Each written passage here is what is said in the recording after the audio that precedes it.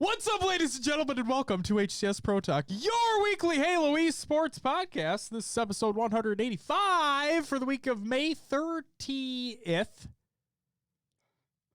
I was close to saying what today was, but really it's for the week of Sunday. But today is Monday, May 30th, 2021. My name is Josh, aka JK Fire, and this week I'm joined by the man in...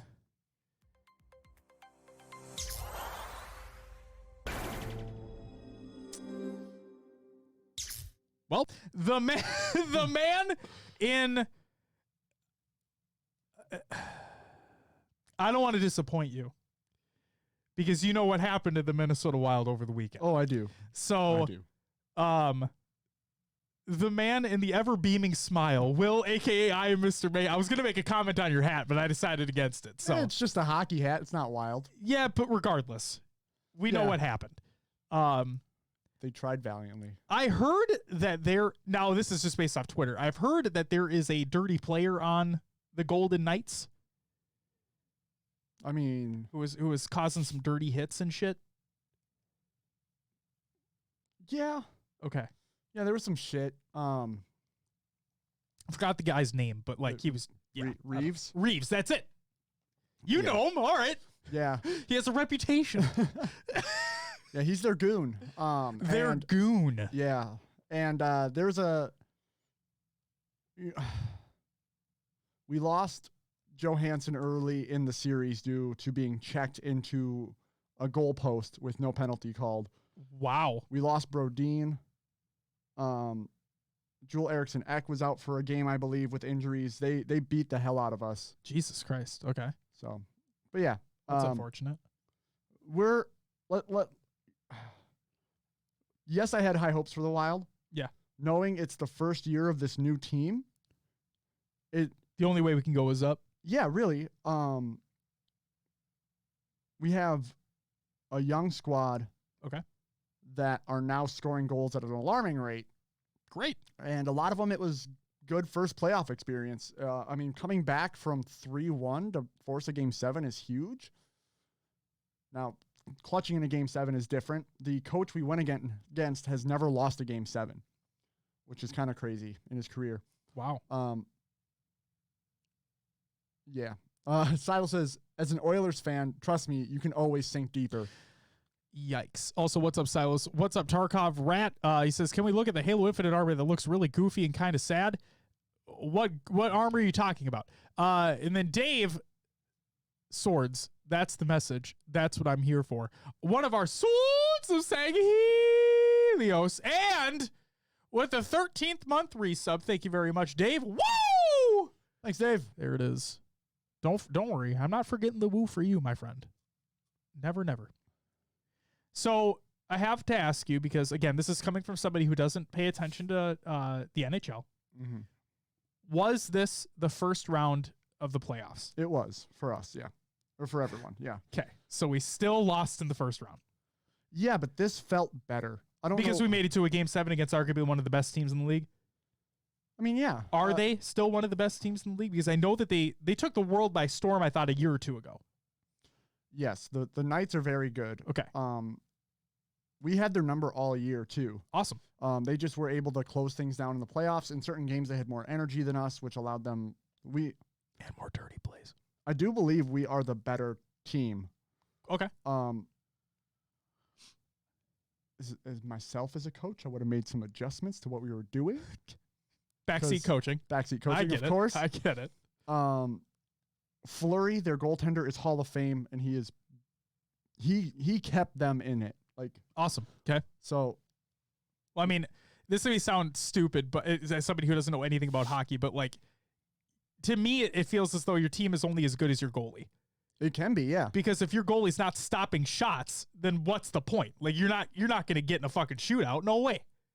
I mean, I don't know. It's just what it seems like. If you're not able to stop shots, and you're not going to make it far.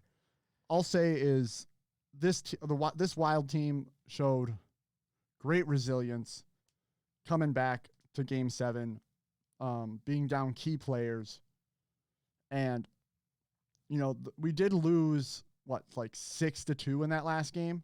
Yeah, but it was from we had to go basically all in on offense at the end, and that caused breakdowns on the back end, which allowed them to score. Sure.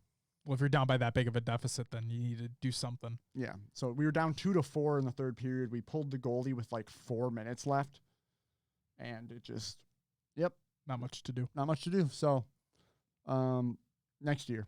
There's next year. Yeah, there's always next year, especially with Always. Minnesota sports is always next year. Well, I'm sorry to hear that about the Minnesota Wild. I'm glad that at least they kept things entertaining for the most part. You know, that morning V1 lost in. They did. I'm wearing the shirt right now. And that when that happened, I'm like, it's a sign. Like No. Minnesota sports are going down today. I mean, the Rocker won one of their matches. Oh, the Rocker. Hey, it was a 3-1 against the Legion, and I know it's the Legion. Didn't we get smoked by the Ravens after? No, we played against.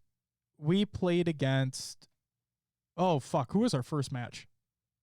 Our second match was against Paris, and we won. Our first match is stage 4. Who the fuck did we play against? But we got smoked. That's all I remember. Optic Chicago? It was Optic Chicago. That's who it was. I think we got 3-0'd by him. Typically, we'd save this to COD Another Games Watch, but I need to make mention of this. I'm pretty goddamn sure it was Optic Chicago. And we lost 3-0 to them.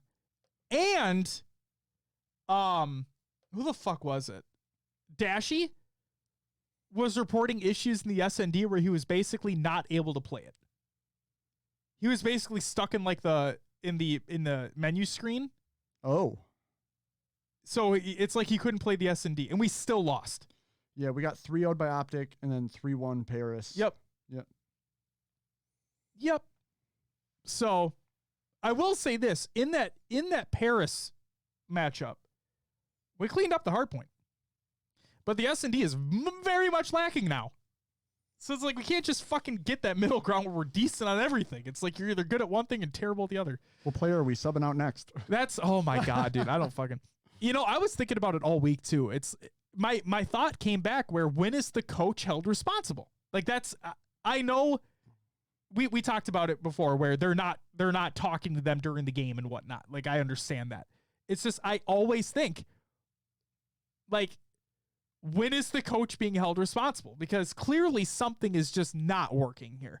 And I don't know if it's necessarily one player specifically. Yeah. Like, isn't the coach like supposed to hype them up and get them locked in for their match? Yeah. I just feel like this isn't happening. I don't know. You know, we were excited for Priest to come here. Yeah. Well, he was on phase. On phase. Yeah. But so was Major Maniac. He shined when the Tiny Terrors opened that stuff for him. Oh, yeah. I think him having to step up and be that role, like he's playing AR now. So like Standy was supposed to be his sub. Yeah. I don't even know who our second sub is at this point. I mean, what do we have? Attach, yeah. I think so. So they're supposed to be that entry. I feel lead you in. I feel like Minnesota keeps picking up players that are good when they have great teammates. If that makes sense. Sure. They're not. They're good. They obviously they're individually skilled. Otherwise, they wouldn't be in the league. They wouldn't be fighting at this level. Yeah. But it's just it's. You're right. I just feel like the gelling isn't there. Like, something feels off with the team. It's like when I'm gonna relate this to myself right now. Do it. When Silos joins my games in Valorant, I get better stats because Silos is that much better than me that he's creating openings. Then other players start to rotate, and then I catch people on the rotate, or it creates better scenarios for us. Yeah. I feel like that's where Minnesota's stuck, is where they were all those secondary players who would find those openings once things started happening, but they now themselves have to make things happen, and they're getting caught off guard a lot. It's why I always enjoyed playing with you guys and then Silas and Slim, is because same thing from my perspective, and I'm much lower on that totem pole. So being able to, like, where we have entry strats leading into every type of situation, right? Yeah. And even if things don't go the way, it's like we still communicate and we're able to keep up that consistent communication and make things go as smoothly as possible. And it's the Rockers just feel like they're not. I don't know. I think Standy was a good pickup. I really do, because he has a higher ceiling. The only way he can get is better, right? True. But man, it's just, we're going to talk about a couple other roster shakeups later on. The big one, a real big one later on that I still can't fucking believe, but that's besides the point. Dave says, our callouts are solid when we play. Absolutely. And that's the thing is that, I mean, with Valorant, easily, it's like communication's one of the biggest things about that game. And if you're not, you're going to lose, but that's besides the point. Will, should we get on with what's on this episode of the show? Yeah. So, on this episode of HCS Pro Talk, your weekly Halo esports podcast, among other titles, it's time to get hyped for Infinite again, not like we weren't already. We have an announcement to make alongside our partners of Podcast Evolved that's going to be right at the beginning of the show. Orgs are coming in clutch for the competitive Halo community, and a big one at that, which we're going to talk about shortly in the show. And CDL roster shakeups never stop. They just never fucking stop. Well, I was gonna make a mention.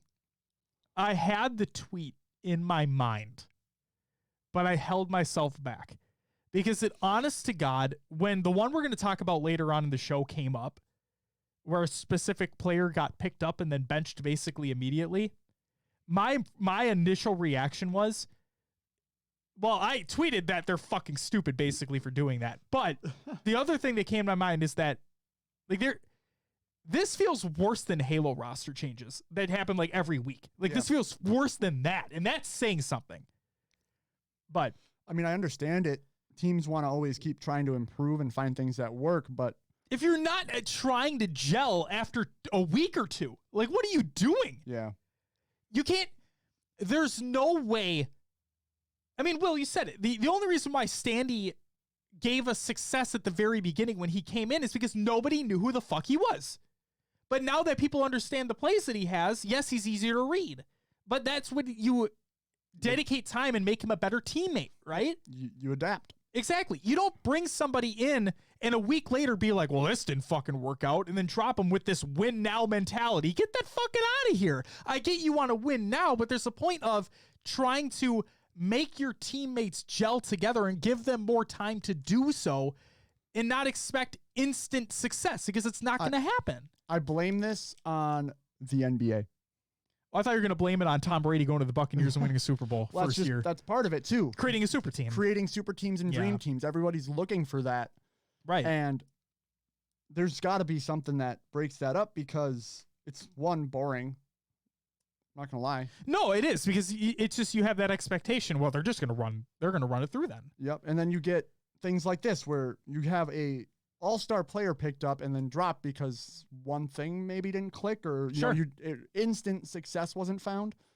I honestly think there needs to be a esports players association that sorts out these contracts, gets things locked in, gets it like the NFL, where if you sign a 2-year contract, yes, there's trades. But none of this just drop and pick up and, you know, right. None of this like, well, they're being benched, Will. Yeah. But you would have like, was there a trade for Hook from Envy, but Dallas to Thieves? I don't know. Or was he just dropped from Dallas? I don't know. I did not see anything, and everybody can correct me if I'm wrong here, but I did not see anything where Dallas gave a reserve player or whatever to, I mean, I didn't see anything where 100 Thieves gave a reserve player or anything like that to Dallas. Yeah. So I don't know. And then, so yeah, I fully believe in a players association to dictate contracts because you never want to see a player get screwed out of a contract. To dictate these team moves, these trades, make sure everything's fair for everyone, and a little more regulation.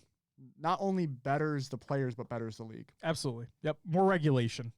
And not in a bad way, like not in a negative way. It's like what Will was saying, like better things for the players involved. When you have a franchise league, I think that's just what you need. Absolutely. Absolutely.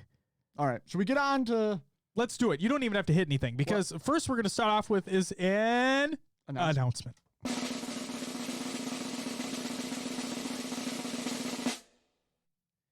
Hit him with it. Well, you hit him with that fucking drum roll. I liked that. I haven't used that in a long time. Yeah. That was good. Throw it in there. Your announcement is Podcast Evolved an HCS Pro Talk E3 watch along stream extravaganza. I was kind of hoping for Bonanza. Remember? Your podcast evolved. An HCS Pro Talk E3 watch along stream extravaganza bonanza. Ah, there we go. Was that better? Yes. I'll beautiful. even add this.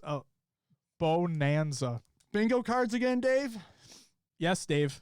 Bring on the bingo cards. We could probably throw multiplayer in there this time because we just went straight story. We can. And you know what? I will eat my words live. Can I give you a piece of paper with your words on it? No, I don't want to eat paper. Damn it. I know. Okay. Can we get a hold on. like a pie that says my words? Hold on. I will. What? Okay. Do I not have to actually eat the paper? Can I like put it in my mouth and chew it for a little bit and then spit it out? Can I do that? I'll do that. I'll do that. No. Here's the reason why. Here's the reason why. Because I was a firm believer. And frankly, I still technically am because I can't go back on it. Well, circumstances have changed. Sure, they have. Now, okay, so here's where I stood before. Well, and technically currently still stand. I'm a firm believer that E3, right, is a trade show that is not necessarily for the consumers, but for the retailers and the stockholders. It's right? shifting though, man. It is shifting. It is shifting, especially with now with everything being online for this year and being technically open to all, right? Because it's all online. But just hear me out. Okay. Traditionally, right? Jesus Christ. Sorry. Traditionally, this is supposed to be a trade show event for retailers, shareholders, so on and so forth, to determine how much of inventory that they want to order for a game when it releases, drum up pre-order hype to drive pre-orders, and produce marketing, so on and so forth. Okay. Therefore, typically at these type of trade show events, in these press conferences, unless the game is specifically made just with multiplayer demos don't typically go well. So, go ahead. I'd like to counter that point. With Infinite being a free-to-play multiplayer, that is a revenue stream that's going to be heavily hit upon. Sure. I'm talking traditionally. I'm talking now. Okay, so traditionally, like the Battlefield 5 event, right? Battlefield 5 had not necessarily a single player campaign, but it had like its missions, a mission structure, I guess you could say. It has its scenarios. But the pull of a Battlefield game is its multiplayer. It's world scale multiplayer, right? Yeah. So that is obviously what they show. In terms of a Halo or a Call of Duty, because Call of Duty does the same thing, you don't see a multiplayer reveal in a press conference. That comes at a later time on their own dedicated channels with their own marketing. Like Call of Duty specifically, they do a campaign reveal during the E3 press conference, typically Microsoft. Besides the years that they did the PlayStation partnership or whatever the fuck. But a month maybe down the line or a couple months down the line, they would market that this day global multiplayer reveal this time on this stream, right? Yeah. So traditionally, that is what happens. But I agree with you. All joking aside, it seems that tides are changing. Yeah. And therefore, with the graphic that we've been given from Microsoft, which we're going to talk about later on in the show too, with the graphic that we've been giving, it appears as though that quote unquote reach style customization is being shown off in the graphic. And when you see that reach style customization, you're not thinking of campaign anymore. Yeah. So the question now is, are we going to see multiplayer at this reveal? But let's talk about the announcement first, and then we'll get on to the actual stuff. Because next week is going to be our prediction show. Okay? So obviously you can give predictions now, but our prediction show is going to be next week. I'm always wrong. Because that's a week before the event. You need to stop predicting because I'm always wrong. Silo says, what if this rumored giant multiplayer mode is shown off? It's as revolutionary as it's rumored to be. This could be an E3 showcase moment. Are you talking about like the new like BTB, what they're marketing? What they're marketing? They're not marketing it. They're like what the rumor is. Every October is a new COD, but we saw only 4 people, maybe co-op Spec Ops 2.0. Jesus Christ. Sal says, yeah, I've been hearing about that BTB stuff too. I have no idea. It could be really fucking cool. As long as they don't do the Warzone fucking treatment, I'm okay. I think it'd be awesome. If Halo did the Battlefield thing where they did 64 player servers or whatever it may be. Ooh. I know that's what I'm saying, right? Is like the rumor is that this is a much larger scale BTB. I mean, it would make sense if it's like an actual war zone, right? Like not just Warzone. But so a battle royale. Let me talk to you about a battle royale. No, get off the battle royale. The only BR they're working on is the battle rifle. Damn it! Oh my god. I'm out of pop. I am too. I'm gonna grab one here shortly. But Silo says, I mean, there's nothing really behind the rumor, but the new take on Warzone that I assume they're doing might be big. So I thought I honest to God have seen rumors around that BTB is being revamped for something much bigger. That's what I've been seeing. But yeah, so like, I think it would be cooler. It would be if you have like the vehicles that start at the back, like normal. Yep. You don't have to use Rex to get your vehicles, and it's just head to head on normal. What would be normal maps, but larger. I think the reasoning is because Infinite is not an open world game. It's like an open world-esque type experience. Yeah, it has its areas that are open, but it's still a bit linear. Right. You can decide different ways to tackle things, but so the question is, do they take parts of that quote unquote open world and make that into the large scale multiplayer experience? I mean, if you think about it, you're going to be on, as what we've seen, broken sections of ring. Correct. So one broken section could be a map. Could be. Yep. Very well could be. With 30 people on each side. Yeah, Silos, if you have a link to what you're mentioning, I'd love to see said link, because like I said, the things that I've seen, and this was a while ago, this isn't something like in the past week or two, but like a while ago, I remember seeing talks about a revamped BTB and a large scale BTB. So not necessarily Warzone, but like just big team battle, but bigger, right? The announcement, damn it. Okay. Show's all over the place already. Jesus Christ. Sidetrack. So let's, you know what? Fuck it. We're going to redo this. The podcast evolved in HCS Pro Talk E3 watch along stream extravaganza bonanza with bingo cards. Better? Yes. All right. So Oren Tetra of Podcast Evolved will be joining us for the HCS Pro Talk E3 watch along on this channel, twitch.tv/HCS Pro Talk. Right here. And on June 13th, 2021, so 2 weeks from yesterday. 2 weeks. God, we're less than 2 weeks away. Holy moly. We're going to have a live Microsoft and Bethesda, because Bethesda's included because they are now owned by Microsoft. Microsoft press conference, watch along, and reaction, obviously. There's Tetra. Yo, what's up, Oren? How's it going?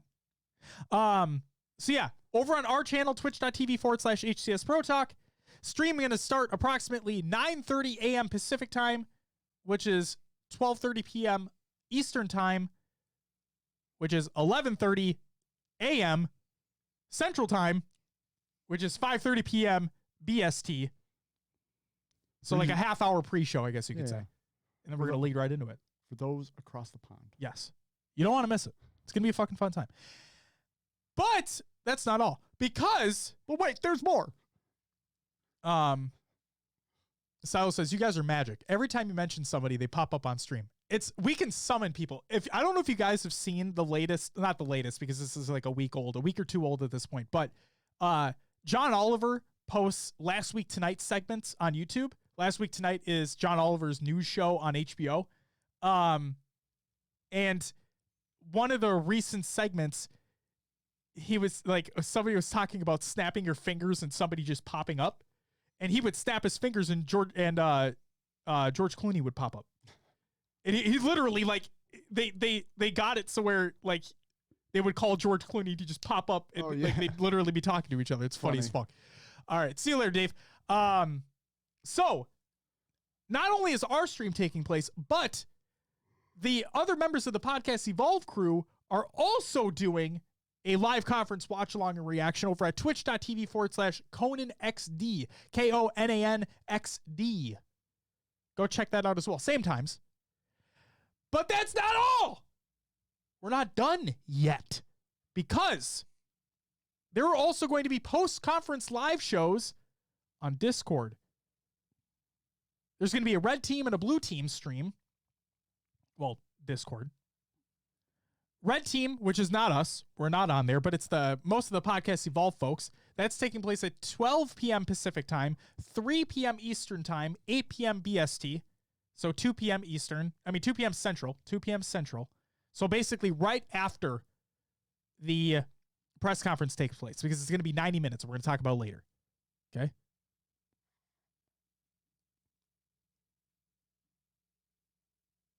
Oh, Conan XD _? Don't forget the underscore. You didn't include it in the graphic. Uh-oh. So when you asked if anything needs to be changed, motherfucker, a fucking underscore needs to be added to the link. Unless it doesn't. No, it's Conan XD _.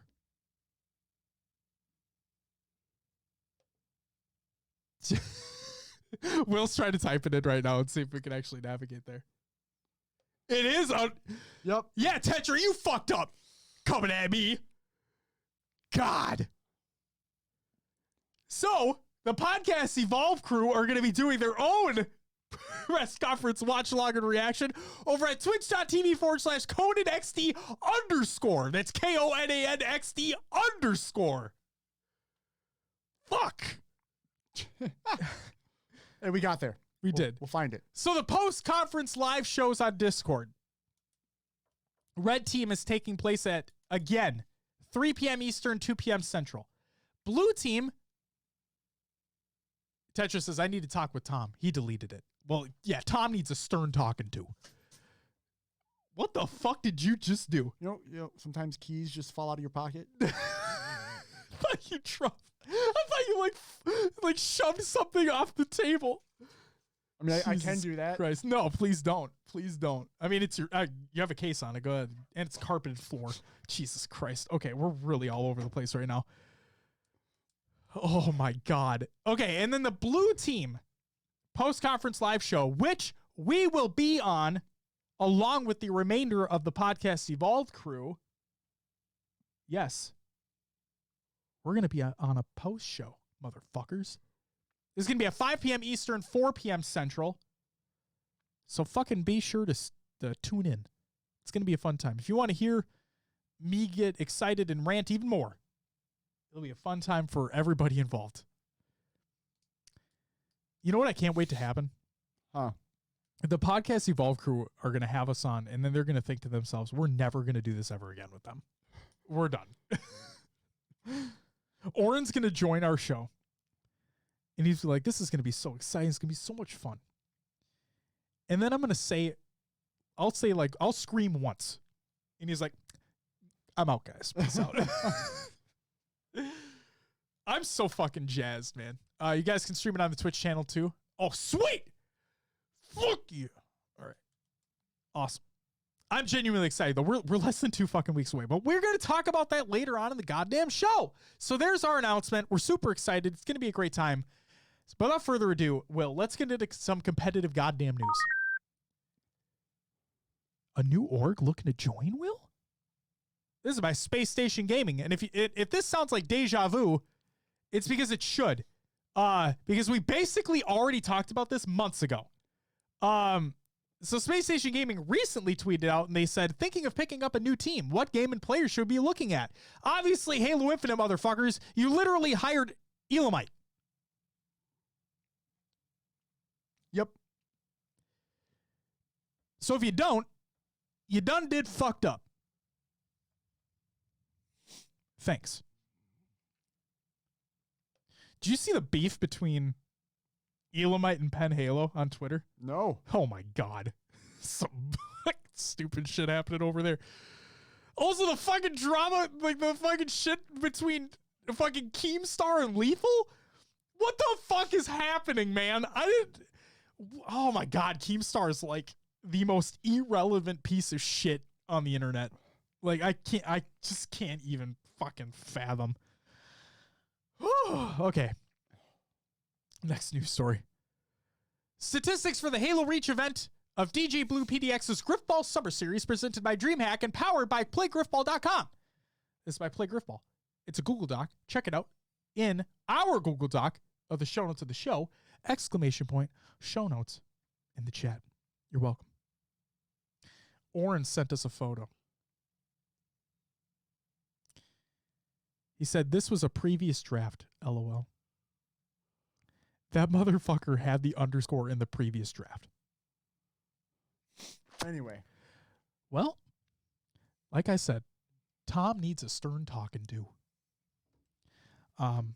Love you, Tom. Just giving you shit, all right? Next announcement.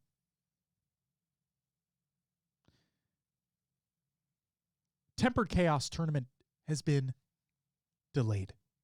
It's by Tempered Chaos, and he states, important. Due to the minimal number of teams registered, this tournament is officially postponed. Look for a reschedule in the coming weeks. Thanks for all that signed up. I look forward to all the others to join up. Questions? Reach out on their Discord. Next up. Play Griffball Halo 3 Draft Tournament signups are now open. This is by Play Griffball. Signups are officially open for the DJ Blue PDX's Griffball Summer Series presented by DreamHack and powered by PlayGriffball.com. The third event will also be run in a draft format, but this time it'll be played on Halo 3 and take place on June 26th. This is a $600 prize pool for each event, $400 for first and $200 for second. You can sign up at the link in the Google Doc of the show notes of the show. Signups will run for 2 weeks and close on June 12th. Sign the fuck up! Rainbow Road Tournament date updates. This is by Blue Team Tournaments over on Twitter, and I quote, announcement!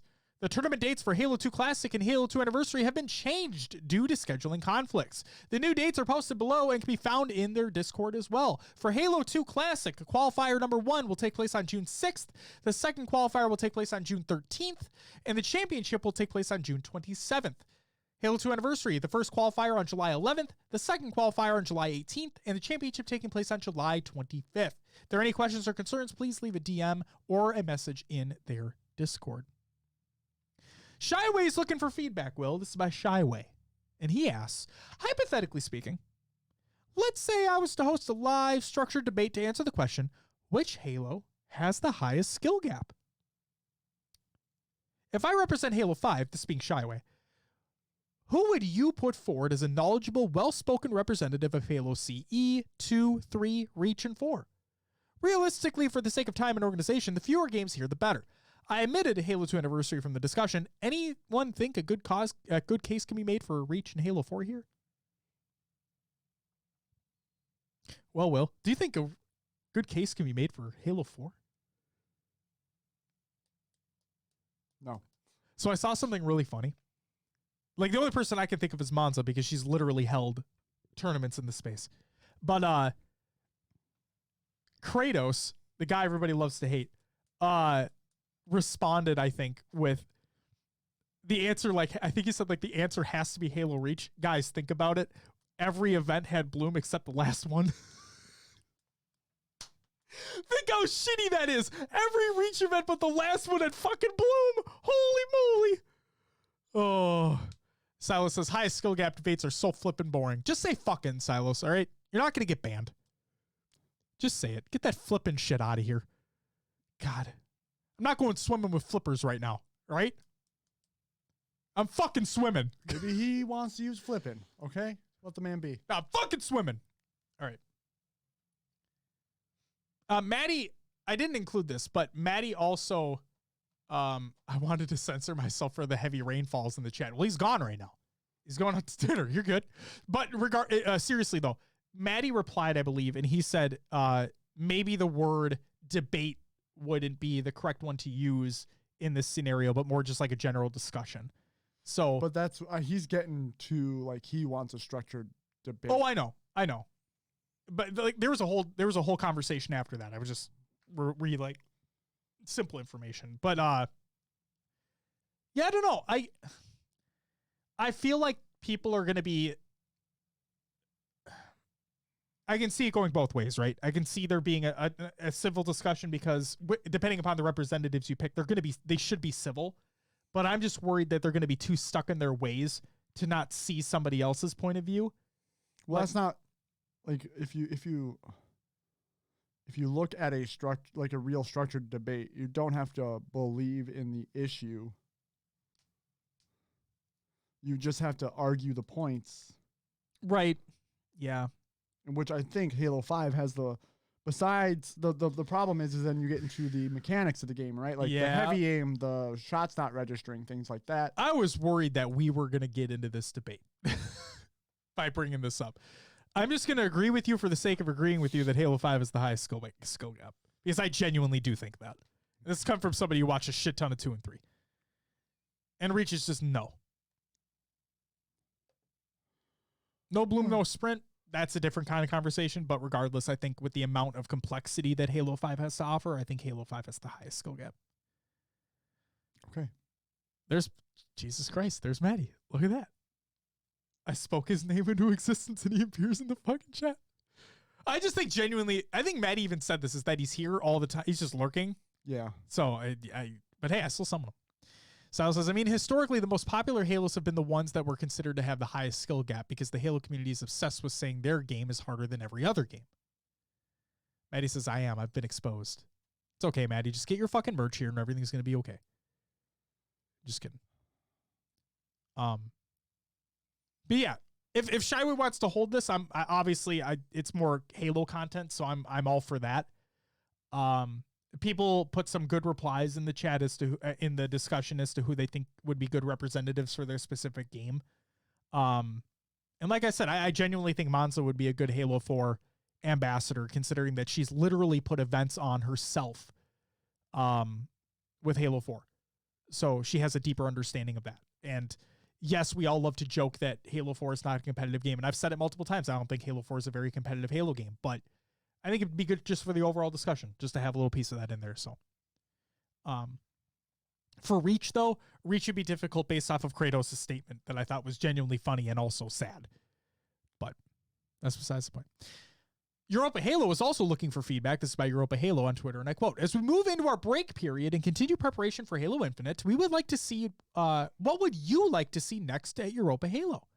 If you want to get involved working with Europa Halo, admin, casting, content, etc., please do get in touch with us. DMs are open. So yeah, reach out to them if you're interested. I'm excited for what they do in the future. The 2v2 and the 4v4 summer series have been phenomenal, which Will's going to talk about the championship and the 4v4 later on in the show. Next up, the GT Halo Sniper Showdown is happening tonight, literally right now. This is by GT Halo. The hashtag GTH Sniper Showdown is happening tonight at 7 p.m. Eastern Time, which is, like I said, literally right now. Which one of these Halo streamers will claim the sniping crown? Tune in for your chance to win community prizes. Get those extra tabs open. Each participating player will be giving away 5 Sub-Zero Sniper exclusive nameplates on their own streams. Those participating include Bittersweet, Fronter Bumper, Flazin, Burton, It's Moniz, K-Matify, he's back, ladies and gentlemen, Cody Transferred, and the man himself, Martin Ohms, Voodoo Man. He is actually going to compete in this. So, there you go. Watch Martin rip some fucking faces off. All right, Will, the big one. Yep. Sentinels announce Halo 5 Send Off Tournament. This is by Sentinels, noobcombo.com, and an update from Tashi. So from Sentinels Twitter, they state, it's time for a proper goodbye, Spartans. Introducing the Halo 5 Send-Off Tournament. 8 teams will battle for $30,000 in a 2-day event beginning on June 5th. 4 teams will earn their shot to face our invited squads. Are you ready to finish the fight? You can sign up at the link included in the Google Doc of the show notes of the show. And then from noobcombo.com, the esports org with the best team currently, maybe of all time, in Halo, Sentinels, have announced the $30,000 Halo 5 send-off tournament. The event will be a 2-day open 4v4 tournament with a 32-team cap. Those teams will compete in a double elimination bracket on Saturday, June 5th, and the top 4 teams will advance to Championship Sunday, where they'll compete in an 8-team double elimination bracket. Who are the other 4 teams, you ask? Waiting for them will be Sentinels, Cloud9, Inconceivable, and Envy. The tournament is restricted to residents of the United States and Canada only. We recommend registering your team now before the cap is hit, and below you can find the prize pool breakdown. First is $12,000, second was $6,000, third $4,500, fourth $3,000, fifth, sixth take home $1,500 apiece, and seventh, eighth take home $750 apiece. But there's an update from Tashi. He states we're opening it up to players from Mexico as well. Maddie in the chat getting ahead of himself because I literally said there was an update from Tashi before we started the story. Thank you. Motherfucker acts like I don't do my due fucking diligence on this show. I do. We know what I'm just giving shit to Maddie, and we talk about it all the time. It's just being given to Maddie. I love Maddie. We all know that, so don't think I hate Maddie because I don't. I love him. What I'm concerned about, or genuinely curious about, is that why wasn't EU invited if Mexico was invited? Nothing against the Mexican Halo players because they're phenomenal in their own right. But even with servers, like I'm just wondering why EU wasn't invited considering Cartel are so strong. I honestly feel like it is a connection issue. I feel like it could be too. But at the same time, that's why I'm like, well, are the Mexican Halo players that live in Mexico, are they connecting to is there a Mexican server, or are they connecting to Dallas? That's what I'm wondering. I don't know. Personally don't know. That's what I'm wondering. Either way, congratulations. Sentinels, I think that sounds fucking awesome. A $30,000 prize pool is amazing as well. And we're going to talk about another organization's tournament that took place over the weekend, which Will's going to be talking about in the recaps later on in the show, which is really cool to see too. So I think it's fucking awesome. But that's it, Will, for the competitive news. Your upcoming turns of the week presented by noobcombo.com. Make sure you check out noobcombo.com for all your Halo esports needs.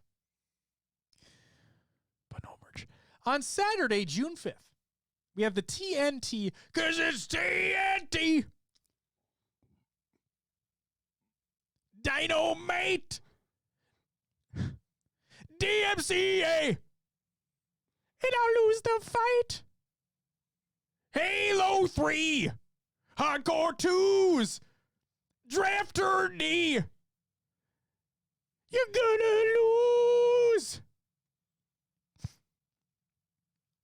On Sunday, June 6th, we have the Sentinels Halo 5 send-off, which is also taking place on the 5th. That's when the open tournament takes place. And then the Blue Team Tournament's Halo 2 free-for-all qualifier number 1. Exciting stuff ahead.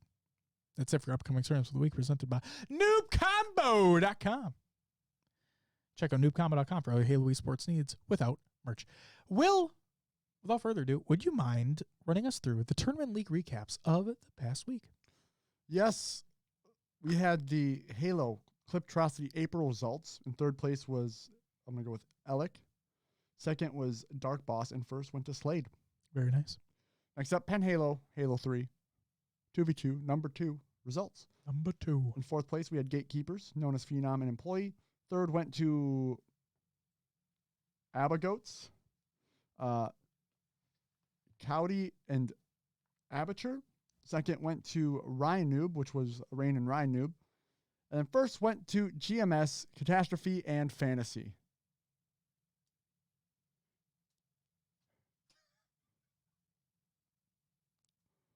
Next up, the Blue Team tournaments. and Click Gaming Halo CE FFA Championship results. In fourth place, we had VDT Nake. Third went to Stick Fitty. Second went to LGD Hellboy. And first went to King Nick, of course, taking it home. Next up, Envy Halo 5's invitational results. In fourth place, Boobadooboo and Septify.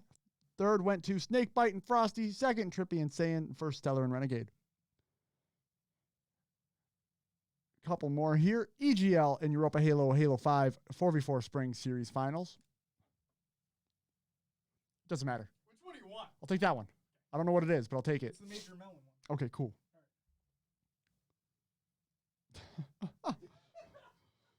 Again, the EGL and Europa Halo 5 4v4 Spring Series Finals results.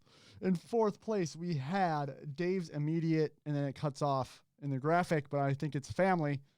That was Shiesty, Scarcity, Fireboy, and Batchford. Third went to Kalsari Comet. I don't know what it is, but it's Tommy the Krogan, Sanart, Theru, and Sticka. Second went to Durag Activity. It was Marine, Mista, Outcast, and Looney. First went to Cartel 4, Shady, Jimbo, SLG, and Legend. I was just trying to be a hospitable host. Yeah, you know, yeah. You said you were out of pop. I said I was out of pop, and I said I'm gonna go get one soon. So when you're running through results, I'm like, I'm gonna fucking get you a goddamn pop. And so I interrupted the show to ask which one you want. You know. Last but not least, Esports Arena Halo 5 4v4 results. In third place, we had Super CC, Commonly, Arctic, and Sevenator under the team name Flyers. Third went to Demon Time, Bound, Boobadooboo, Falcated, and Septify. That was awesome. Then first went to NV9, Renegade, Pistola, Trippy, and Penguin. So yes, Pistola's competing again. And winning. And fucking winning. But then again, when you have Renegade who literally hasn't stopped playing Halo 5 on your team, nah, your chances are pretty good. All Pistola. I was seeing it. Like, it's so funny. Honestly, what do you think? This has this like bubble gum watermelon flavor to it. Oh, is that a good or a bad thing? It's okay. Okay. All right. It's just he.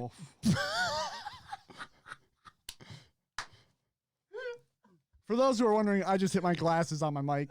And that's why Josh is cracking up. I've done the same thing. It's just the most awkward thing in the world because, like, what the fuck just happened? Yeah. Depth perception's a bitch. But no, what I was gonna say, it's crazy watching, like tuning into Pistola's streams and watching him compete again. It's genuinely crazy to see how he really, it feels like he hasn't really missed a beat. And his play style is still that he's a wizard at staying. He's the wizard. He's amazing at staying alive. And like you see him just dipsy doodle out of situations, and you're like, God, it's like he hasn't missed a beat. It's crazy. Yeah, I love it. I love seeing him back. And he's one of the most positive like beacons in this community too. So seeing him come back and streaming a little bit more and watching him compete again, it just brings the warm and fuzzies back. So it makes me feel as though I know Halo's always been there, but it kind of feels like Halo's back in a little bit of a sense. It's just nice to have him. And we always knew he was going to be competing on the NB roster anyway, but it's just really nice to see him back. Halo 5 is still happening, so it's great. I'm reading into this more than I should. Uh-oh. But it makes me think we're getting some sort of multiplayer after June 13th. And everyone else. Like the pros got tipped off. They're getting into it. Pistola's back. Envy and Sentinels are putting on events. Yep. It feels like there's something coming soon. And that's me just speculating and hoping. But I am hoping we get it.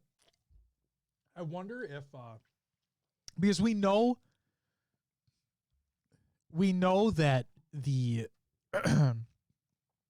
well, actually, fuck it. Let's get into some regular news. Okay. Join us Sunday, June 13th for the Xbox and Bethesda Game Showcase. This is by Aaron Greenberg, General Manager of Xbox Game Marketing. Today, we're thrilled to announce the Xbox and Bethesda Game Showcase will stream on Sunday, June 13th at 10 a.m. Pacific Time.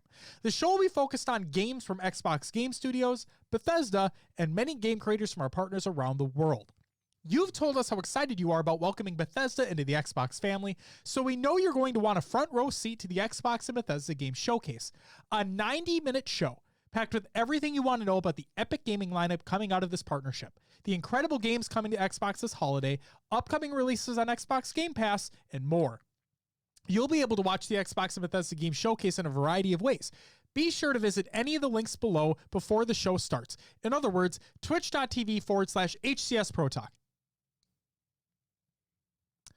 We miss being able to see our fans to celebrate in person, so we'll be hosting a digital Xbox Fan Fest this year. Sign up as an Xbox Fan Fest fan at xbox.com/fanfest to learn more. What a fucking sentence that was. Mark your calendars for Sunday, June 13th at 10 a.m. Pacific Time, and we'll see you there. In other words, noon Central. In other words, 11:30 a.m. Central here at twitch.tv/HCS Pro Talk. So the reason why I just wanted to get right into the news is because I wanted to lead off with this, right? And so you mentioning, we're going to have a prediction show next week. So this is like a little bit of leading into that. But you said you may be reading into this a little too much, but you can't help but feel as though we're going to have a multiplayer announcement, as in like flighting or something like that, happening very shortly after this presentation. Yep. Okay. A lot of people that I've read online are feeling the same way. And honestly, I can't help but feel a little bit like that too. Now I don't know necessarily if the players have been tipped off, because now obviously they can't talk about it if they had been, right? Mm-hmm. Because that'd be under NDA. Yep. But one of them, I forgot exactly who, but I think it was Super CC or something, tweeted out once that picture got revealed, right, for the showcase, and it had the customized Spartans on there. Yep. Super CC, I think, put out there like, I think he said something along the lines of, we're gonna just wait. We're gonna get a infinite beta or whatever announcement shortly. Like, we're gonna get it or whatever. And one of the actual pros, I forgot who it was, but one of the pros says, reading a little too much into this, are we? So, and again, this was a pro player on one of these organizations. Sure. But again, they can't talk about if they had seen it because they'd be under NDA. So Well, I don't know. The orgs had to have heard, because Tashi has stated that he and the HCS team are working closely with the organizations. Yeah, because they need to know when the game's coming out, when things are coming. Exactly. When events are probably going to be taking place, the precautions that need to be taking place there too. Who's going to be in charge, blah, blah, blah, blah, blah. The logistics of it, right? They need to be aware. Mm-hmm. So I bet they have been informed.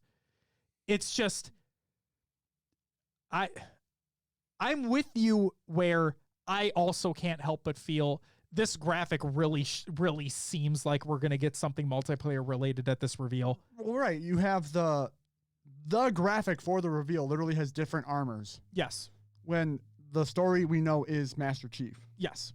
And one of them like is Emil's armor from Reach. And they did say that this is Reach level customization. Yeah. And it looks like maybe some weapon skins, or at least banished weapons. Yep. It did look like weapon skins were involved too. Or coatings. Weapon coatings.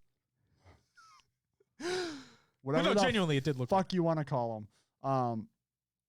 So yeah, I do believe we're going to see something to that effect. So I'm wondering then, and again, prediction show next week.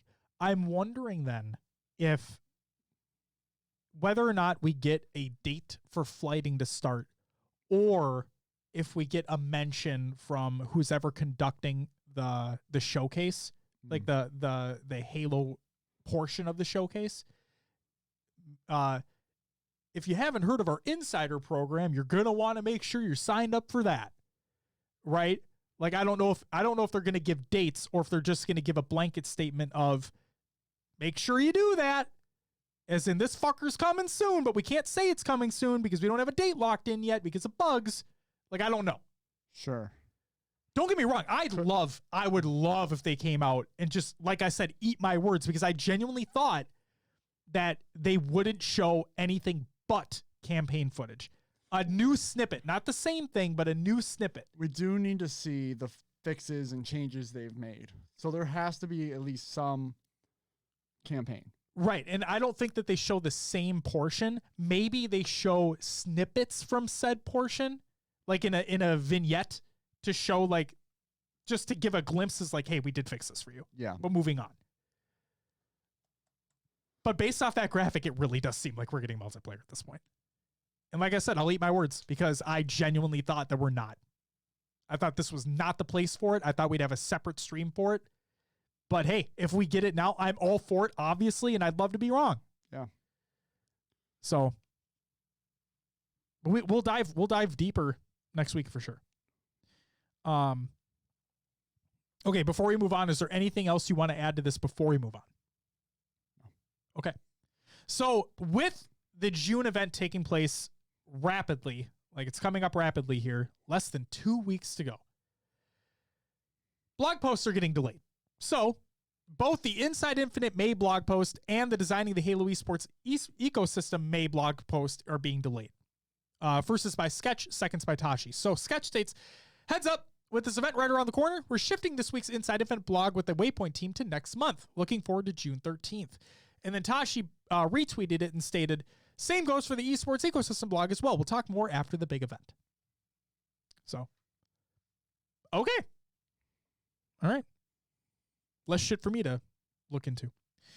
The MCC development and flighting updates is by Postums. In good news, there's not a lot of problems that require significant changes ahead of Season 7. The team's focus has been around planning for future content updates, bug fixes across the collection, and continuing work on the custom game browser. We're also continuing to investigate additional modding tools and looking at more ways to bring games in the collection in closer parity with the original releases. CE. The sheer amount of feedback we've received in the past month has been encouraging. While not something new, we've been working even harder to get this feedback into real changes in game. As time goes on, we'll be able to share what changes players can expect to see, but for now, know that we are listening closely to what players are telling us and focusing on making very impactful bug fixes across the board. So for feedback loops, continuing for Halo Insiders, we're requesting some feedback around our flights all up for MCC. We're looking to hear from players on some of our most recent flights. If you'd like to share with us why you may have not participated much or at all, we'd greatly appreciate it. We have 2 dedicated feedback threads where you can drop in and let us know a few things. Leave feedback for us over on Reddit or on Halo Waypoint. And finally, on the horizon. It's almost summer, which means sunshine, Sundays, and, at least here in Washington, still enough rain to keep things interesting.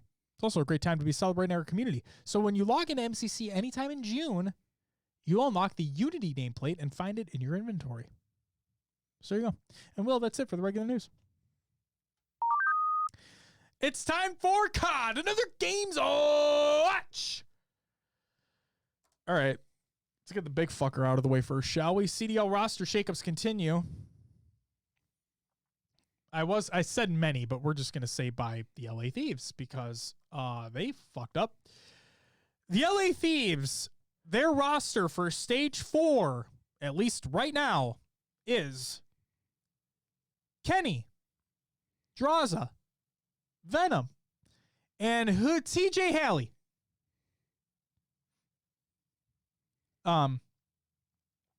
Now, I know things have rapidly happened over the past couple weeks, 2 or 3 weeks, right? I understand. A lot of changes have taken place in a really short amount of time. But in case you missed it, Hook was traded to the LA Thieves.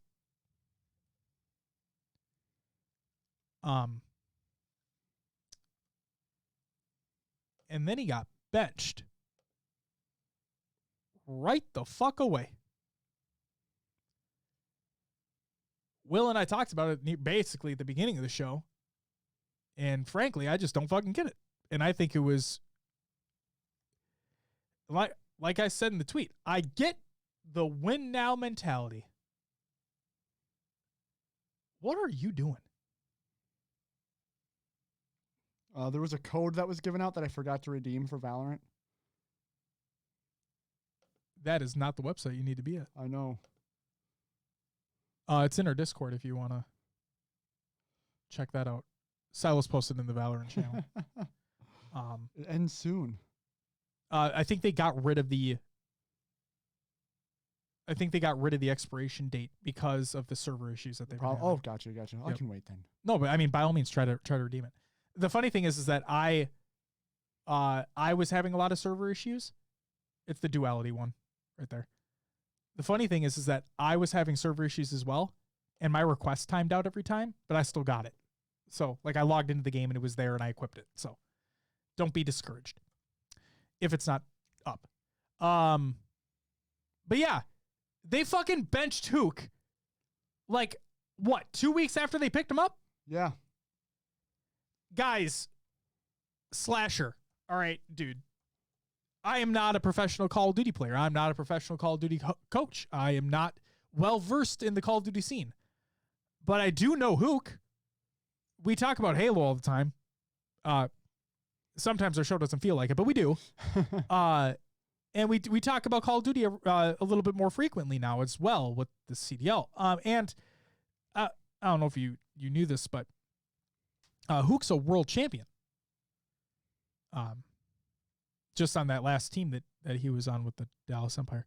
And it's kind of crazy to me. He was arguably their best player next to Shotzi that year. I'd say, realistically speaking. And they benched him. So, Slasher, you're the coach, man. I get it. And also, you know what's really fucking funny about this? The Call of Duty League put out a video, like, shortly after the benching happened, of Slasher coaching the LA Thieves. And that video was recorded before the benching took place. So Hook was there. Oh, yeah. It was funny as fuck. All the replies were like, this is the worst timing ever. Ridiculous. Yep. Silas says Valorant code still isn't working. They said they're extending it. Yep. And Silas, like I said, I was getting server timeouts every time I tried to redeem it, but I still was able to redeem it. Like, it still went through, and I had it in game, and I equipped it. So don't be discouraged if you get that. Log in, see if you have it. If you're able, just see. I can't even get on the site right now. Yeah, I had to continually try. I got in, and the screen that showed up was sign in or create an account if you didn't already have a Riot account. I signed in, and it's like, type in your code. I typed in the code, and then every time I would do that, it said bad gateway error. But like I said, one of them went through, but I still got the error, but whatever. Okay, so they bench Hook, and my message to Slasher is, I get Slasher, you to me right now, okay? You'll probably never see this. And like I said, I am not a professional Call of Duty coach. You probably know a shit ton more than I ever will. But why? Why'd you do it? Whose major decision was this? You bench one of the arguably the greatest players. I mean, not even arguably, he is one of the greatest players in the world. He literally won Worlds last year.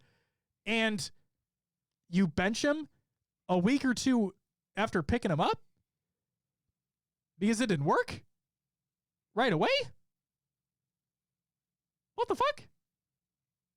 Why? That doesn't make any fucking sense to me. Like, I get, and I said it before, I get the win now mentality. I understand that. You want to win now. I completely get that. It's why NFL rosters set up their rosters the way they do. It's why the NBA creates super teams, because they want to win now. I understand that. But even the Brooklyn Nets are poor defensively.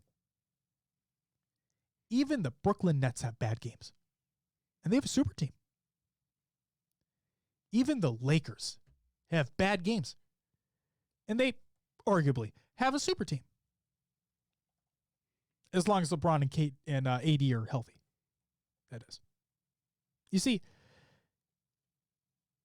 even super teams have off days. Off weeks. But you don't bench one of the best players in the fucking game after it doesn't work out for a little bit. Yeah.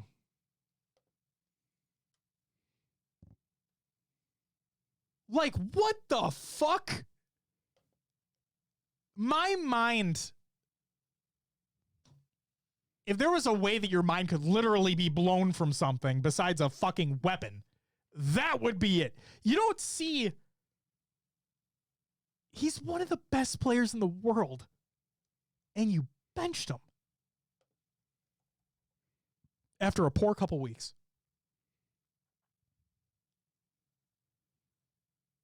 Whew. I don't like that at all. I just don't. I think that's lazy. I don't know if it's poor. Again, I've said it before. I don't know if it's poor coaching. Okay, so Slasher, this is to just everybody else like these. Like, I'm not trying to blame here, especially Slasher, because frankly, I don't know if he had anything to do with it. But the fact of the matter is, it's like, from the outside looking in, this looks like one of the dumbest decisions I've seen in esports. What? I just, wow. Just wow. How much did they spend on him? Do you think that could be an issue, that they took on his contract and it's too big for them? I mean, he's still on the roster. He's benched. You have to pay him.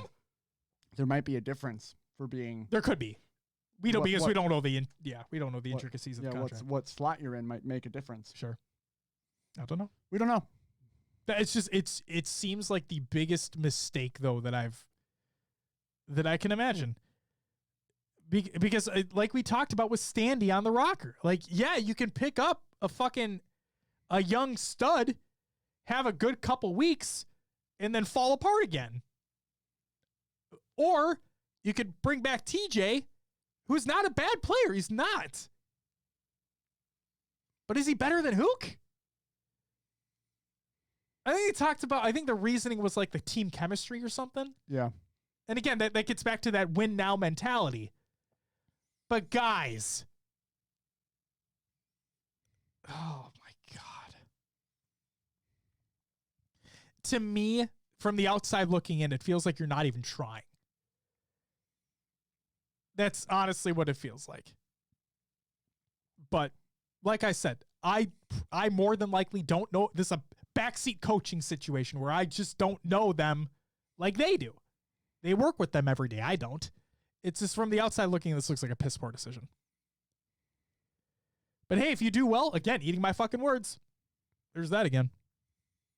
CDL Stage 4 map update by CDL Intel. Standoff has been added to the search and destroy rotation, with Checkmate being removed.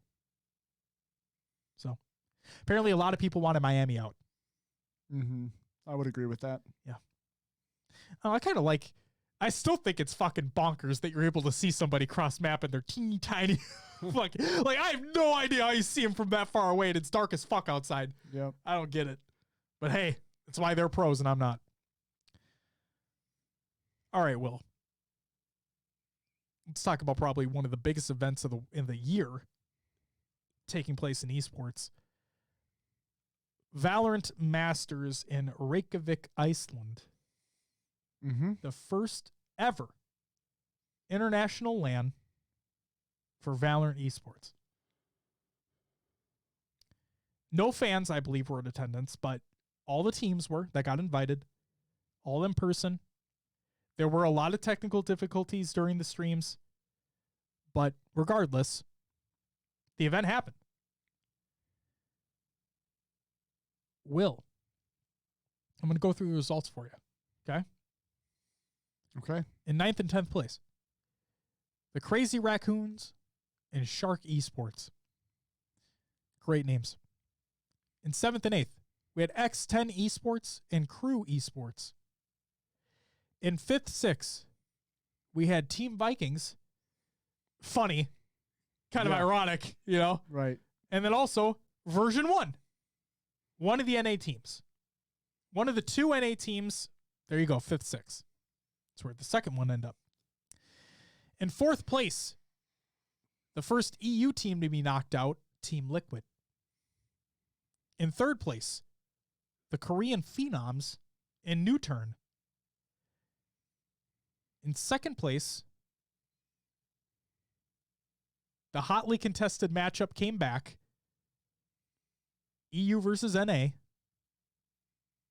It was the EU team Fnatic taking place second, which means the first place winners who went undefeated throughout the entire event, closing with a 3-0, very close.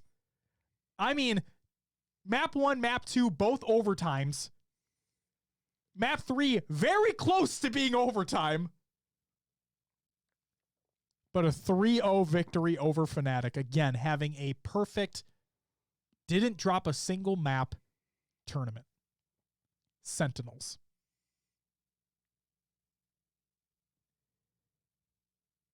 Will, you texted me. Yeah. And you said you were paying attention to version 1. You haven't been paying much attention to Sentinels. That's okay. And I told you that Sentinels are arguably the best team in the world. For now. But they are arguably the best team in the world. Before we were near the finals. Did you know that V1 was playing with a stand-in too? They were. The fact that they made it that fucking far. Right. Like one of their players, and apparently this player has had issues his whole career, not being able to get visas. He was a CS player as well. That's insane. So, I don't know. Do you drop him? Because like if this is a historical thing, He played out of his mind too. He's a great player. Yep. Like who do you go with? Do you go with your stand-in now, or do you go with back to your normal player who can't get a visa anywhere?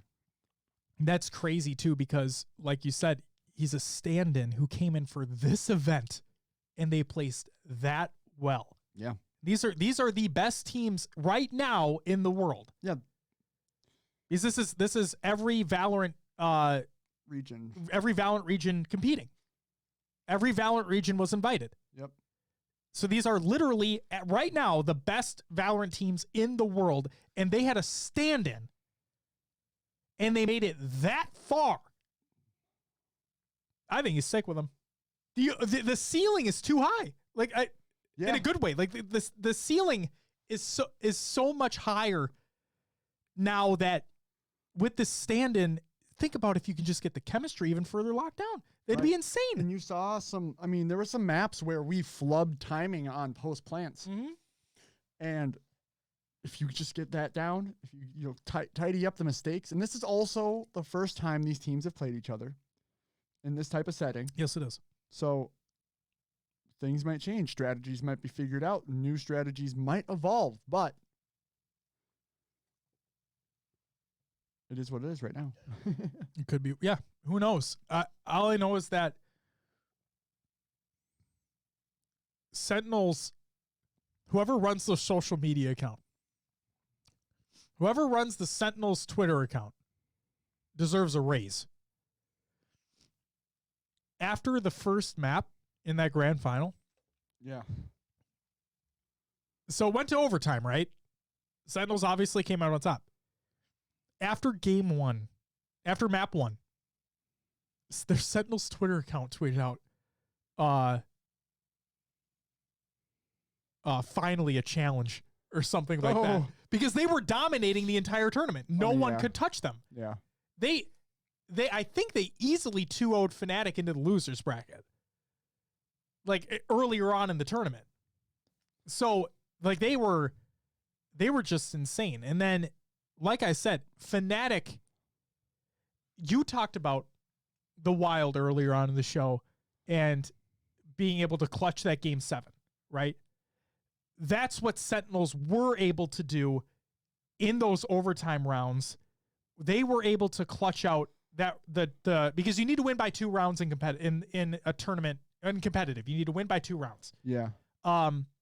So rounds go to 13. If both teams make it to 12, you need to win by 2. Okay, there you go. So, and they switch sides every round. That goes into overtime. So attack, defense. It's just Sentinels were able to clutch it up when it was needed most in those scenarios and win those maps. And when the third map was taking place, I'm just thinking to myself, because they had, I think it was map 2 actually. They were down by like 8 rounds or something like that. And in the post-game interview and the post-match interview, they asked, and they're like, what the fuck was going through your head? Like, obviously they didn't say fuck, but like, what was going through your head during that when you were down by so much and having to fight back in that and winning the map in overtime? And he goes, Well, we just don't think of it like that. We just think of it like we're just going to take it round by round. We know we can win. We know we're better. So we just need to capitalize and do it. Yeah. And that's exactly what they did. They took it round by round, winning ecos when they needed to, and winning an OT when it mattered. And when that third map happened, when it was so close to going into overtime, I'm thinking to myself, what the fuck is, wow. But they were just able to capitalize. They are, right now, they are the best team in the world. And this is a historic moment. Now, I know you did mention this is the first time they've ever all played each other. So obviously strats are going to change. Obviously team changes may change. Like what's going to happen leading up to Berlin, because the Berlin's the next event. But the thing that I loved at the post-match interview was they went to Tens, who is a young phenom. He's unbelievably good. And he literally said, now, who knows how much of this is true, but I'm going to take him for his word because it's him saying it. But he said, no, I love these guys. I genuinely love these guys. It's the best team I've ever been on, and I don't see myself ever leaving. Because the big question was, if Tens proves himself here, who's going to scoop him up? Like, is somebody going to buy him out? Sure. But if he genuinely loves where he's at, that just makes me happy because he's phenomenal. Like, that whole team's fucking great. But, man, what an event. That event was fantastic. Oh, lands are cool. So bracket and VODs are all included in the show notes, but I also wanted to shout out the Duality lore cinematic that they posted during the grand finals as well. It's really good. It's really good. And this leads into that player card that people can get from redeeming the code. So yeah, go fucking check that out. Yeah, again, Valorant, the next major LAN event is taking place in Berlin. And Sentinels, with winning Reykjavik, they lock in their spot to champions later on in the year. So they're officially locked in. They don't need to necessarily worry, but they want to win every time, obviously, but they don't need to worry about having their spot. It's solidified now. Yeah. So we'll see what happens. But Fnatic are no fucking slouch either. They are no slouch. But what does version 1 do? Do you keep the stand-in?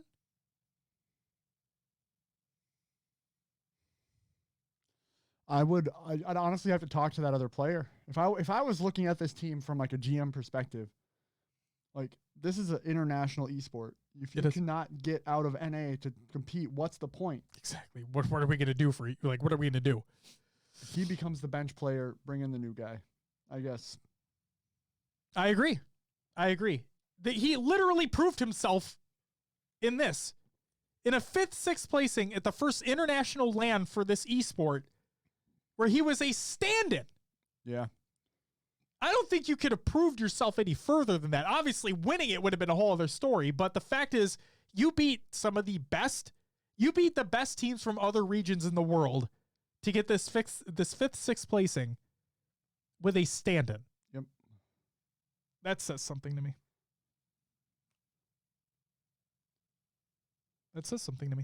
So, Will. Yep. That's it for Caught Another Games Watch. Which means it's time for Will's Adventures with the Neighbors. Another games too. And Oren, I'm saying, and other games too. There. Oh. During the community playdate, he genuinely did not know what I was saying. He said that he would pause the show and try to figure it out. Huh. So now he knows. I mean, we told him during the play. I thought it was really fucking funny, but that's funny. Yeah. I played Valorant, Rock Band, and Diablo 3. There you go. What about you, Josh? Did you do any singing in Rock Band? Of course. That's what I do. Okay, but you didn't before. That's why I asked. Remember? What do you mean? You said you had a singer lined up. Oh. But the singer didn't show, but you didn't sing either. Last week. Yeah. So that's why I wanted to make sure you got your singing in. Oh, yeah. I was solo at home alone, and I just ripped out the microphone and, dude, I don't know what happened Friday night. Oh God! But I was hitting notes I had never hit before. Oh, he was going in. I was feeling myself. So were you feeling this? I played that song too. Yeah. Yes. And great yes, song. I was introduced to Diablo 3. I was over at a buddy's yesterday, and he wanted to play Halo, could not find his MCC disc. So I mean, hey, that's good for you though. we played it. We played Diablo 3. You also did D&D. Yeah, we did D&D Saturday. Yeah. Yeah. How's that going? It's going. Yeah. Did you kill any ghosts? Not yet. You're not busting makes me feel good. Anyway, no, in my opinion, we have too big of a party. It took us an hour and a half to get through one round of combat. Holy with fuck. There's like 8 of us and 5 enemies. Whoa. And that's a long time. Yeah. So one person's out of the campaign as this was their last session last time. Okay. So do you kill their player, or does their player become like an NPC? I'm voting for the kill, but and if nothing, because like it's weird because they were in the middle of combat with us when we stopped, right? Now they're not going to be here next session. We're still in that combat. They had a stroke. Yeah. Or I might just kill them myself. There you go. Yeah, just take it upon yourself and just, It's kind of funny because I'd like to roll for initiative, please. Yeah. So there's, to explain in our campaign. I just hit the mic with my hat, by the way. Yeah, so yes. I had another moment. Go ahead. There's like different factions, right? Like yes. And this faction came in. Dead Orbit, Future War Cult. Yeah. And this character that's now gone is part of a separate faction than what I am in, and she kind of came in to our party and like tried bossing us around. And me and a couple of the other, because she's like a high up military person in this other faction, sure. right? So that's the character she was playing. Okay. So when she came in, me and 2 other players were in game drinking, but literally drinking at the table. And we just went off. We're like, who the fuck are you to come in here and boss us around? So like we already have this disdain for her. So I could just like sword to the throat. So he finally gets to offer. Yep, and then her boss is there too. His name's Rupert, and we just fucking hate him. So we've been trying to like secretly kill him for the last 2 sessions, but he's never like alone or by himself. So he's got to get him alone. Yep. I believe in you. Yeah. I think you can make it happen. Go for the double. Yeah. Go for the double in the next session. Brian, what's up? Welcome. He says, hey, someone say Diablo? Yes. Diablo? Yep, that's why. How far did you get? We killed the Skeleton King. Okay. And we played Act 1, I think? Pretty much. I could be completely wrong. I mean, and you get like, it starts off with the 3 difficulties, right? Like basically easy, hard, or easy, medium, hard. They're not called that. Right, and then you have the torment levels after. Right. After you beat it. Yes. So we started on the hardest level we could. Okay. And still got that far. Yeah. So I felt pretty good about myself. The game, I don't want to take away from your feeling of being good, but like the game is not that hard. No, it's not. But the fact I'm a newbie to it, didn't know what the fact that you started out on that too is good. So yeah. Good job. Good job, winner. Good times. Hell yeah. All right, what'd you play? I played some Ratchet & Clank Future Tools of Destruction. I'm almost at the end of the game. I played some Final Fantasy 14. I killed Fantasy General Grievous. So I'm not lying, Will, when I say that. I thought you'd like this reference. So for those who don't know, General Grievous is a Star Wars character who has 4 lightsabers. And pew, pew, pew, pew. General Kenobi.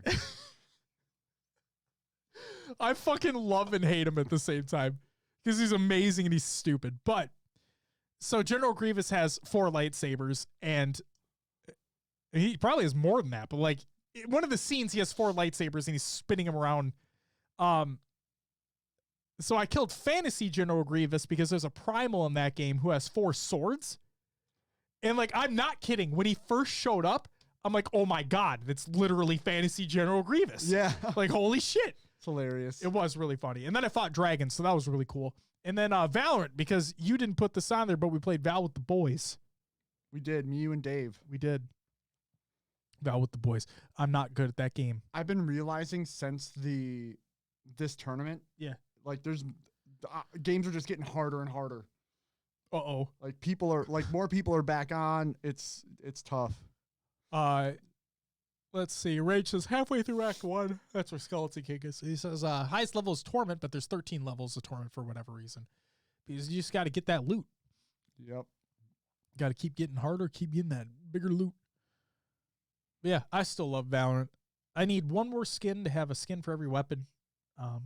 It's a shorty, I think. Does the shorty have skins? I thought every weapon has skins. I mean, you'd think so, yeah. It's got to be there somewhere. Pretty sure. That's all I played. All That's right. it. It's a fun time. Time for some shout-outs. Shout out to everyone who joined the community playdate. It was a fun time. We played some MCC. We did some Halo 1 customs to please Stylos. It was genuinely a fun time. It was fun and funny. Then we did some matchmaking, if I'm not mistaken, so that was a fun time too. Shout out to everyone who followed and subbed during the live show. Dave with the 13-month motherfucking resub. And Conan XD with the _ with a follow as well. Thank you guys so much. Happy belated birthday to Royal 2 and Dinah Sean, or Dina Sean. I probably mispronounce it every fucking time. But either way, happy belated birthday. And then today, happy birthday to Nated. That's rad. And then before we get into the final shout out, I have another shout out here. Shout out to Just Josh on getting his smoke detectors replaced so we get no more beeping anymore in the community playdate. So that's pretty rad. Thank God. No, that's good. Want you to be safe. And finally, shout out to Fletch in the Halo community for raising $22,615 towards the Motor Neuron Disease Association, or MNDA. And this is a statement from Fletch himself. He states, "Wow, words cannot begin to describe how full my heart has been over the past couple of days. Initially, I was uncertain whether or not we'd hit our initial goal of $5,000. Any amount raised was going to make a tremendous difference towards key research to find a cure for a terrible and incurable disease. However, the Halo community did what it does best and banded together to show we're the greatest community out there. Whether you donated, sat in the stream for countless hours, spread the word to your friends and family, thank you. I know I've always been in such a privileged position to this community, and the experiences I've had over the years were nothing but a dream as a child, but this was on another level. We also had countless people come in to tell their stories and experience with MND, and to those who did, thank you. This is just as much about spreading the word and fighting this war on all fronts, and that's exactly what you did. To the content creators who took part in the event, you all know how much you mean to me, and even though it's been communicated privately, the community should know that their tenacity, talents, and teamwork were the key driving force to make sure that we took this ambitious 24-hour stream to the stars and back. I love you all, and I'll forever be indebted to you all. Everyone from 343, the fans, the community, and content creators give 117%. But with that said, the fight's not over. MND risks developing in 1 in 300 people. It affects people's ability to walk, talk, and breathe. It's time this comes to an end. MND kills a third of people within a year and more than half within 2 years of diagnosis. It's a long road ahead, but I just want to express my sincere gratitude to you all. Once again, thank you, and I'll see you on the battlefield, Spartans. Believe. Fletch from Ultimate Halo." So yeah, I really wanted to include that shout out in here. Fletch, to you and all the content creators that did this, thank you all so much. To all that donated, thank you all so much as well. And Fletch, you're right. The fight never ends. So keep the communications going. Well, that's it for the shoutouts. For the community creations this week, I just have a couple. Halo memes every day. Reddit.com/r/Halo memes. And clips of the week number 107 by High Tech Redneck. Go ahead and check out that out as well. Also, late impromptu shout out to Beth, because she had one of her first videos reaching 1,000 views the other day on YouTube. Very nice. Congratulations, Beth. That's fucking rad. Will, that's it for the community creations that I have for this week. Therefore, would you mind plugging the show? If you're here live but don't want to be here live, listen on the audio platforms, iTunes, Podbean, Stitcher, Spotify, and others as well. The Pocket Cast. What the fuck was that? That's you people who are listening. If you're here live but you don't want to be here live. Or you can't be here live, that's a better one. That's what I should have said. Maybe you hate seeing our faces. I love being here live, but I fucking hate it too. Fuck this place. You can listen on your I'm going to watch live platform. and also listen on the fucking podcast services. Hell yeah. If you're listening to the audio version and would like to be here live, twitch.tv/HCS Pro Talk. Be here June 13th, 11:30 a.m. Central Time, where we're going to have Oren from Podcast Evolved. Be here or be square. And you're square because you're not around. Join the Discord. Join the community discussion. Lots of great things going on over there. As always, lots of people talking about whatever you need. But no geometrical puns yet, because now that I've said that, I bet they're going to be in there. Bring it on. Join the Xbox Club or Spartan Company, or don't. We're on social media, Twitter, Instagram, Facebook, YouTube. If you want to include Twitch. I never know if Twitch is social media or not. Technically, it can be. There's chatting functionality. There's events you can set up. Fuck it, Twitch. Yeah. Check out our website, hcsprot.com, link to merch in there. And then the wonderful people at Podcast Evolved. Don't forget to check out halopodcast.com, your home for Halo. It is. As always, lore, missions, books, blocks, top Halo news stories on all their shows. Find it at halopodcast.com. Your home for Halo. Josh, send us off. Will Rage said, don't be such a square. You're right. I'll be a triangle. Ladies and gentlemen, that does it for episode 185 of HCS Pro Talk. I want to thank you very much for listening. If you're listening to the audio version of this show, I want to thank you very much for watching. If you're watching live right now on HCS Pro Talk, Twitch, Jesus fucking Christ, twitch.tv/HCS Pro Talk, or if you're watching the VOD, either on twitch.tv/HCS Pro Talk, or on youtube.com/HCS Pro Talk, because that exists, or on hcsprotalk.com, because the VOD is, I posted there too. So you can go there and watch the VOD if you're at all interested. Maddie asks, did you know a mathematician farmer usually plow his fields with a pro tractor?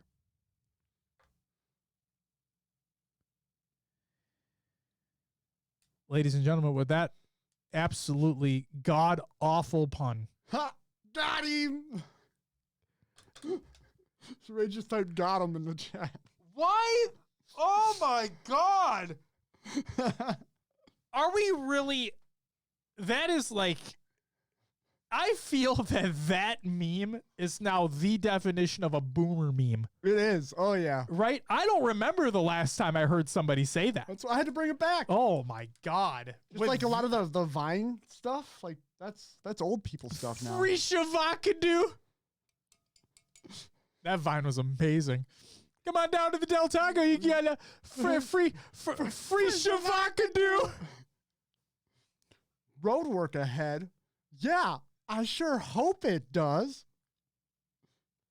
With that, ladies and gentlemen, that's going to actually do it Fuck for... your chicken strips. Fuck your chicken strips. Oh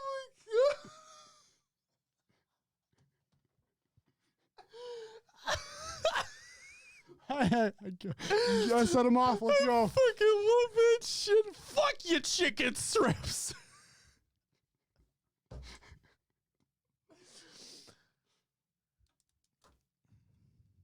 Ladies and gentlemen. Don't forget Natana's favorite. What?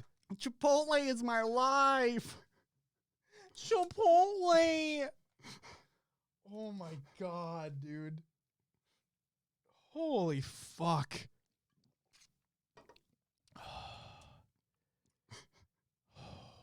I had a tear. I had a literal tear forming in my eye. Good. Oh my God. I think we should probably close it out now.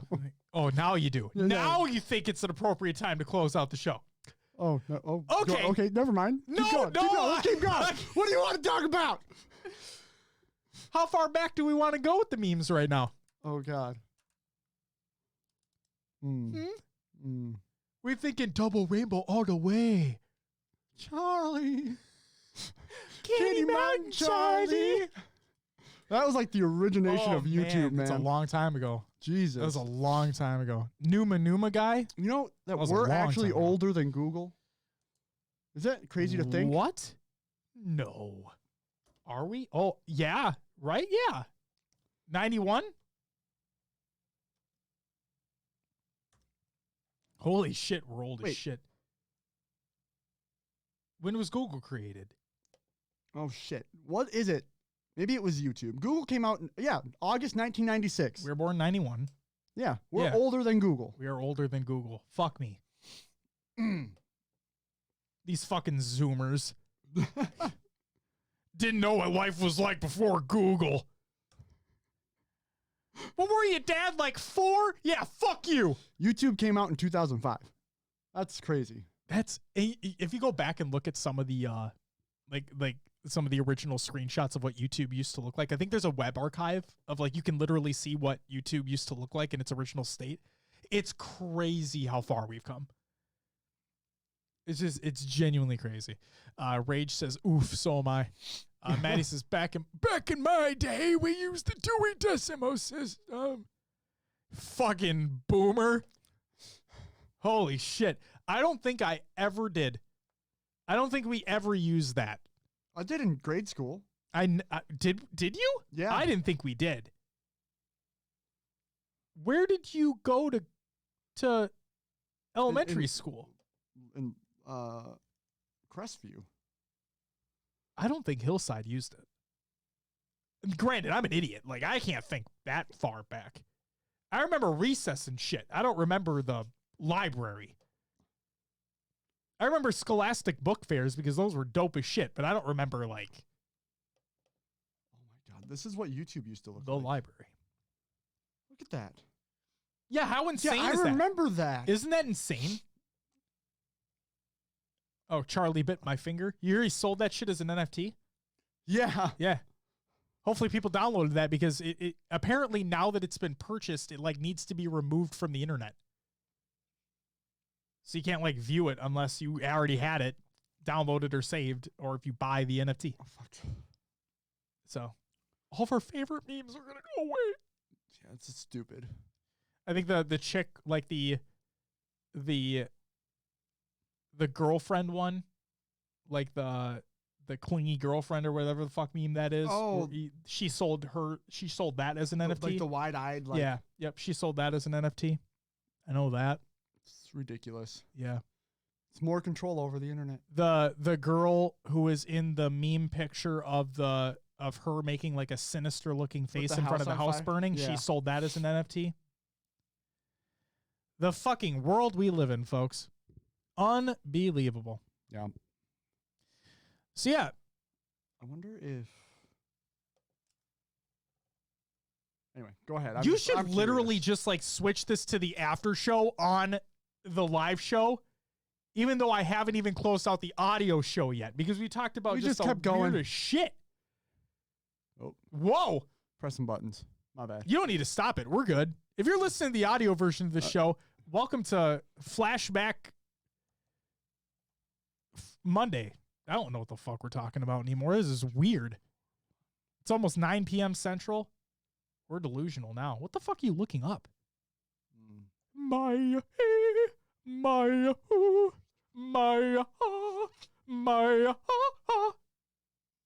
Something in particular. Numa, yay.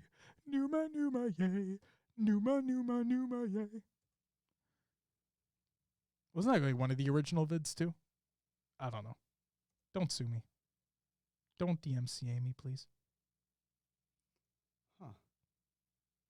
I'm literally confused as to what you're looking Oh, at. I'm looking for a old YouTube channel. Oh. Good luck to you on that front. Yeah, it's not happening. All right. Should we actually close out the show? Yeah. Sweet. Get out of here. All right. Well, I hope you guys liked looking back on memory lane. Remember Chocolate Rain? Bum, bum, bum, bum, bum, bum, bum, bum, bum. What was that? Tay-Zonday? Is that his name? I'm pretty sure.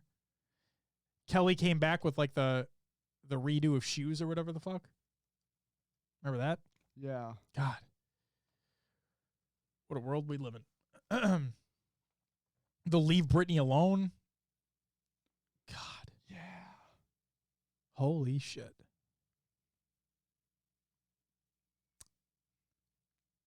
We have seen a lot of stuff on YouTube, my friend. Lots and lots. YouTube, what a wonderful but shitty website. I mean, realistically, right? Same with Twitch. It's a wonderful but shitty website. Because once the advertisers come in, womp, womp. Ladies and gentlemen, this is actually, are we done? Like, are we good? Yeah. Okay. Ladies and gentlemen, that's going to actually do it for episode 185 of HCS Pro Talk. Again, if you're still listening to the audio version of this show, like I said, I hope you enjoyed looking back on old shit, but thank you very much for listening. It is greatly appreciated wherever you happen to listen to the show. We hope you enjoy it. If you're watching us live on Twitch, hello. Is it me you're looking for? Obviously it was because you clicked on the fucking channel. So there's that. But no, again, if you're tuning in live, thank you so much for tuning in live, taking time out of your day, regardless of how you're listening, where you're listening, taking time out of your day to listen or watch the show. It's greatly appreciated. And like Will said, if you want to keep the discussions going, join the Discord. You can also tweet at us, whatever you'd like to do. We'll respond. We're there. I promise. I won't leave you hanging. Well, unless you're an absolute asshole, in which case I probably will. But that's besides the point. Don't take it personally. Just don't be an asshole. Guys, that's going to do it from us. Next week is our E3 2021 preview. Yeah. Where we're probably not just going to talk about Halo.